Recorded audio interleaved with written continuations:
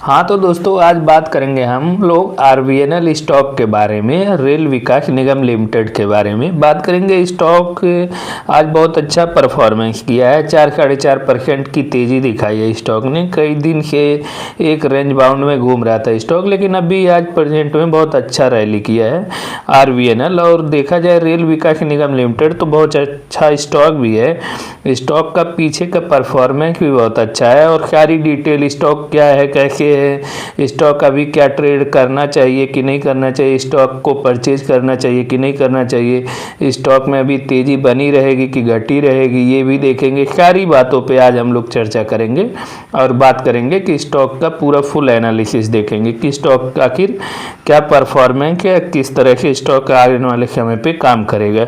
तो स्टॉक की बात की जाए तो रेल विकास निगम लिमिटेड जो है 2003 में गवर्नमेंटेड पीएसयू स्टॉक है, जो कि गवर्नमेंट के थ्रू बनाई गई है ये स्टॉक। और पीएसयू सेक्टर का पब्लिक सेक्टर यूनिट जिसे माना जाता है उसको, ये बेसिकली काम करता है इंफ्रास्ट्रक्चर प्रोजेक्ट जैसे हो गए ये सब मेजर ब्रिज वर्क या प्रोडक्शन, ये सब रेलवे के चीज़ों को लेकर काम करते हैं। ये सब मतलब कई चीज़ों में ये काम कर रहे हैं अभी। तो ऐसे ही मतलब देख रहे हो तो कई चीज़ों में, जैसे रेलवे के इंफ्रास्ट्रक्चर में, रेलवे में, ब्रिज में, सब चीज़ों में ये काम कर रहा है अभी प्रेजेंट में। इस चीज़ को लेकर हम लोग देख सकते हैं जिस तरह से अभी काम हो रहा है इसका।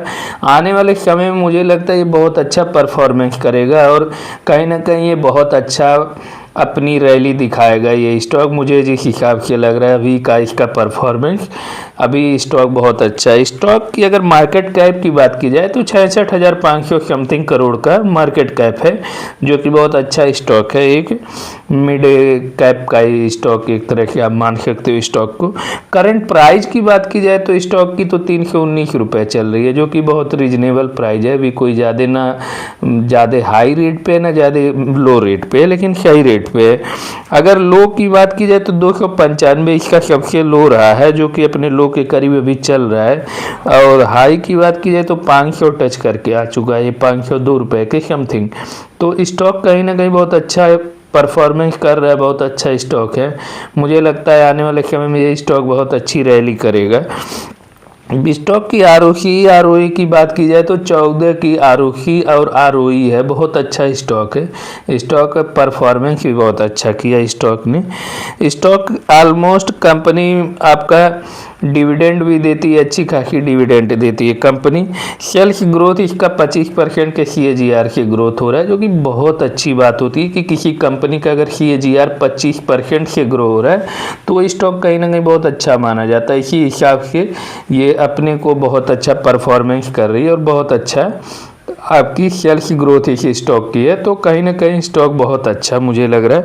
कंपनी अभी इधर थोड़ा सा पिछले साइड में जो है आप प्रेजेंट में ये आपके 6% के सेल्स की ग्रोथ थोड़े से डाउन में आए हैं। ये इसके कौन से मतलब स्टॉक के, जो कि बहुत थोड़ी सी निगेटिव है। लेकिन पिछले देखा जाए तो कंपनी का सेल्स की ग्रोथ बहुत अच्छा लास्ट 10 साल में रहा है, लेकिन इधर थोड़ा सा गड़बड़ हो गया। इसी वजह से स्टॉक का हमें लगता है रेट भी थोड़ा सा गिरा है नीचे सेल्स में।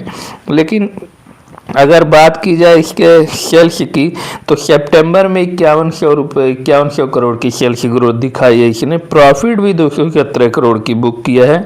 अर्निंग पर शेयर देखा जाए तो ये बहुत अच्छे से बढ़ रहा है, 0.65 था अभी 1.10 हो गया। तो EPS भी इसके अच्छे ग्रोथ हुए हैं, ऐसा नहीं है कि EPS में ग्रोथ नहीं आई है, EPS भी बहुत अच्छी ग्रोथ कर रही है। सेल्स में इसकी देखी जाए तो अभी प्रेजेंट की जो सेल्स आई है, सेल्स की ग्रोथ ईयर ऑन ईयर ये भी देखा जाए 23 में 20,000 करोड़ की थी, 21 में 24 में 21,000 करोड़ की हो गई, 25 में आपकी 19,000 करोड़ थोड़ी डाउन हुई थी। अभी जो है 20,000 करोड़ फिर से ऊपर का आंकड़ा टच कर लिया इसने। उसी तरह आपका प्रॉफिट भी इस बार अच्छा खासा प्रॉफिट 1100 करोड़ का प्रॉफिट भी बुक किया है। पिछले से थोड़ा सा कम है प्रॉफिट, लेकिन सारी चीज़ें इसकी अच्छी हैं। कंपाउंडेड सेल्स ग्रोथ देखी जाए तो 10 ईयर में 20% जैसे 20 से 25% की सेल्स ग्रोथ में आई है इजाफा। लेकिन अभी प्रेजेंट में ये 2-3 साल से जो है 5-6% की सेल्स ग्रोथ दिखा रही है। तो अभी थोड़ा सा डाउन हुआ है, मुझे लगता है आने वाले समय में ये सेल्स ग्रोथ फिर से अच्छा रिकवर कर लेगा। और PSU सेक्टर का स्टॉक है, तो कहीं ना कहीं गवर्नमेंट भी इसको बढ़ावा देगी इस सेक्टर को, कि अपना कुछ फंड लगाएं कि हाँ गवर्नमेंट खुद, जैसे कोई बजट आ गया रेलवे सेक्टर को लेकर कि इंफ्रास्ट्रक्चर को लेकर बढ़ाओ, तो कहीं ना कहीं RVNL वहाँ पे एक बहुत बड़ी भूमिका निभा सकता है उस सेक्टर को लेके। तो मुझे लगता है कि बहुत अच्छा परफॉर्म करेगा। स्टॉक की CAGR की बात की जाए तो लास्ट 5 साल का 68% का CAGR है, बहुत ही हाई CAGR है। लेकिन प्रेजेंट में भी 1 साल से -29% के माइनस में है। तो ये थोड़ा सा आप इस स्टॉक के बारे में डिमेरिट कहो या कॉन्स कह लो कि थोड़ी सी गिरावट आ गई है इस स्टॉक में अभी इस साल के हिसाब से, तो ये थोड़ी सी है। लेकिन मुझे लगता है कि आने वाले अभी 1 साल ये जो है FI ने बहुत सेलिंग की है। तो आज बात करेंगे RVNL ही नहीं, मतलब सारे स्टॉक मुझे लग रहा है इस समय गिरे हैं, लेकिन मुझे लगता है आने वाले टाइम में ये सारे स्टॉक फिर से भागेंगे। अब कहीं ना कहीं फिर से देखना, एक बार फिर से ये लोग रैली करेंगे, अब फिर से वो रफ्तार पकड़ेंगे। अब फिर हमें लगता है कि आने वाले समय में ये जो 68% की CAGR है मे भी फिर से इसको टच करे, ये चीज़ मुझे लगता है इस हिसाब से कहीं ना कहीं। तो इन सब चीज़ों को लेकर, क्योंकि गवर्नमेंट की भी मेक इन इंडिया के तहत कई स्कीम आ रही हैं, मेक इंडिया ग्रेट इंडिया, ये भी है मोदी जी का नारा एक तरह से। तो कहीं ना कहीं विकसित भारत को भी लेकर देखा जाए तो इंफ्रास्ट्रक्चर तो रेलवे के लिए बहुत ज़रूरी है। अगर इंफ्रास्ट्रक्चर आप देख रहे हो तो रेलवे को भी कहीं ना कहीं आप पीछे छोड़ नहीं सकते। तो इसको भी बजट में अगर आता है तो कहीं ना कहीं बहुत तेज़ी से ये सेक्टर बढ़ सकता है इस चीज़ को लेकर। कंपनी के पास रिजर्व अभी 7450 करोड़ रुपए का अभी रिजर्व में पैसे रखे हैं, तो कोई दिक्कत नहीं है। कंपनी के पास काम की कमी नहीं, काम भी बहुत ज़्यादा है।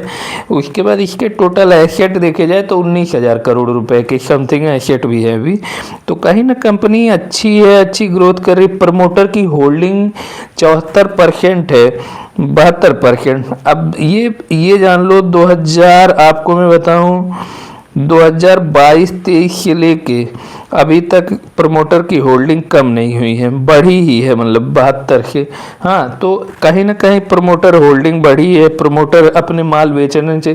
FI थोड़ी सी माल जैसे 4.89% का था, लेकिन थोड़ा सा अभी शेयर FI ने अपनी होल्डिंग कम की है, 4.68 में कर। DI की अपनी होल्डिंग बढ़ाई है, 0.1% के समथिंग DI ने अपनी होल्डिंग को फिर से इंक्रीज किया है। कहीं ना कहीं इनको लग रहा है कि हाँ रेलवे इंफ्रास्ट्रक्चर और सारी चीज़ों को लेकर कहीं ना कहीं ये ग्रोथ होगा। तो इस वजह से मुझे लगता है इन सब चीज़ों को लेकर कहीं ना कहीं इन लोगों ने बढ़ाई। गवर्नमेंट सेक्टर पब्लिक 16% की होल्डिंग पे बैठे हैं, पब्लिक यूनिट में भी अच्छे अच्छे इन्वेस्टर लगे हैं।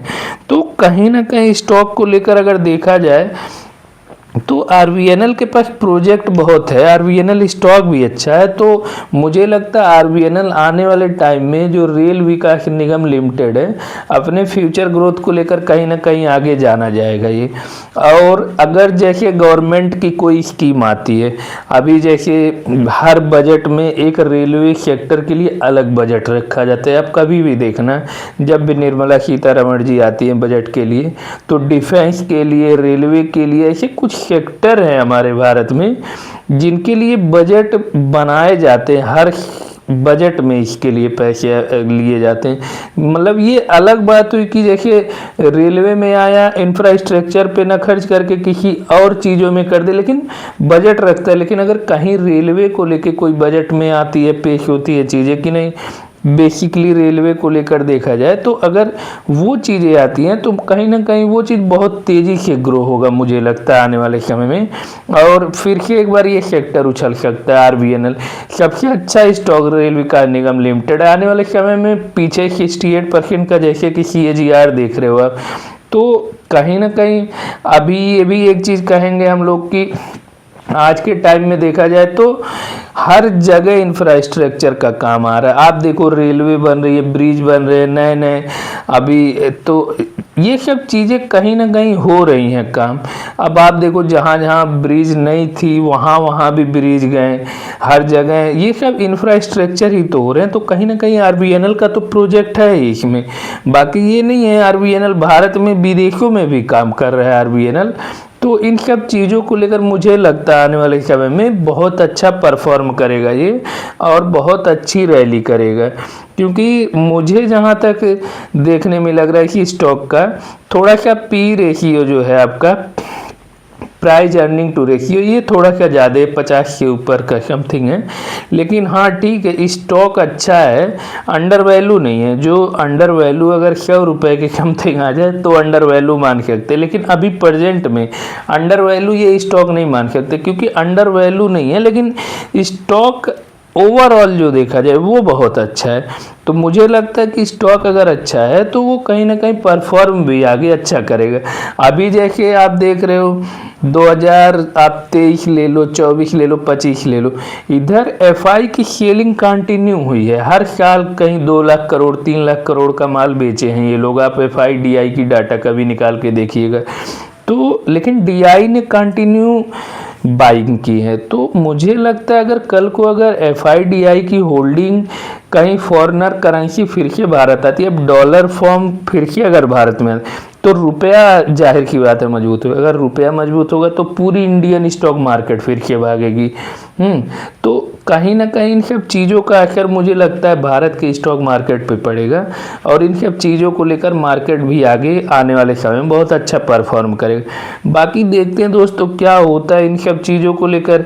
अभी तक आपने मेरे चैनल को सब्सक्राइब नहीं किया तो सब्सक्राइब कर दीजिए, बेल आइकन दबा दीजिए, जिससे फाइनेंस आईवा पे जो भी नई नई वीडियो आए उस वीडियो की अपडेट आपको टाइम टू टाइम मिलती जाए। क्योंकि आप लोग जब तक सब्सक्राइब नहीं करोगे मेरे चैनल को तब तक आप लोग को वो टाइम टू टाइम वीडियो नहीं मिल पाएंगी, जिससे कि आपको लेटेस्ट अपडेट जो है, जैसे आज मैंने बताया 4% की ग्रोथ आई है, तो ये सब अपडेट आपको टाइम टू टाइम मिल पाएंगी। और जो भी स्टॉक मार्केट के रिलेटेड चीज़ें हैं उसको मैं आपके लिए देखूंगा कि जल्दी से जल्दी आपके पास पहुंचा सकूँ इस चीज़ को लेकर। ठीक है गाइस, तो थैंक यू, जय हिंद, वंदे मातरम।